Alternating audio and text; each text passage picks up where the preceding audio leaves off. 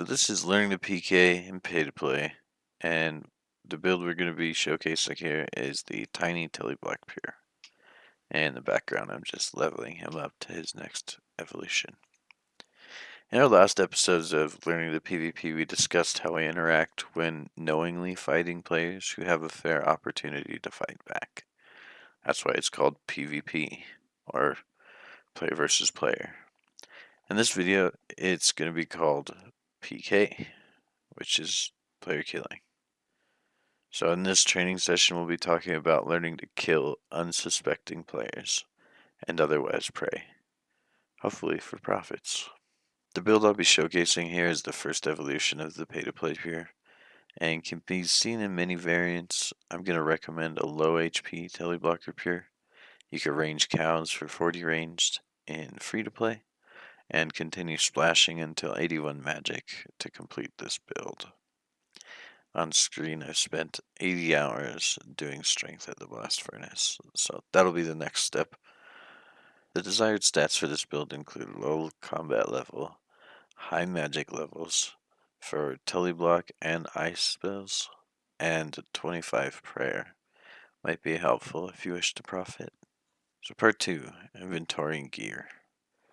For your gear loadout, a simple magic setup including the gnome hats, which are superior to wizards, and no blue skirts. They don't have any bonuses.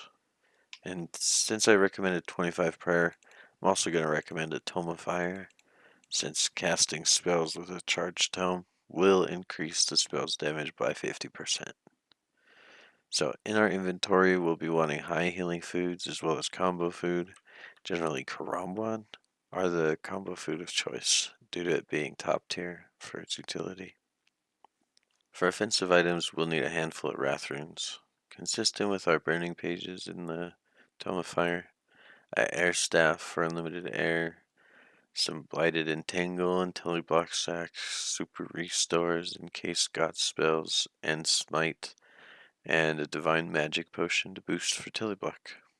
Careful, divine potion does 10 damage on consumption. Oh, and charge dragonstone jewelry, so you could teleport out of 30 wilderness. Now at our low level, I wouldn't suggest using Cerebrus, though you can. So section 3, pay to play combo eating. Combo eating in pay to play is much stronger than it was in free to play. In pay to play we can use a whole food, and then a potion, and then a combo food. In that order only. If you eat a Karambwan, you will not be able to eat or drink a potion until that cycle finishes. So Shark, Varu, Karambwan. Now, section 4 is risk and smiting. Our account doesn't have 52 prayer, but accounts that do have the opportunity to take a quarter of your prayer points for as much damage as they deal. Say they did 40 damage, you lose 10 prayer points.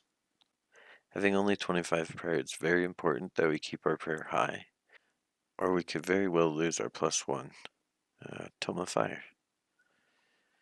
Before it's effective to use Cerebrus, I find it highly effective to utilize the potion portion of the combo eat to restore prayer nearly every time I eat food.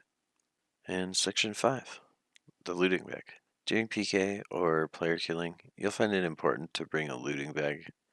Even if you anticipate your prey dropping stacked loot, you don't want to sacrifice food to loot your winnings. That could be dangerous. During PvP, the looting bags are a different scenario though. But that's all for this episode of Learning to PK and Pay to Play. Don't forget to push the algorithm buttons for me. Thanks for watching.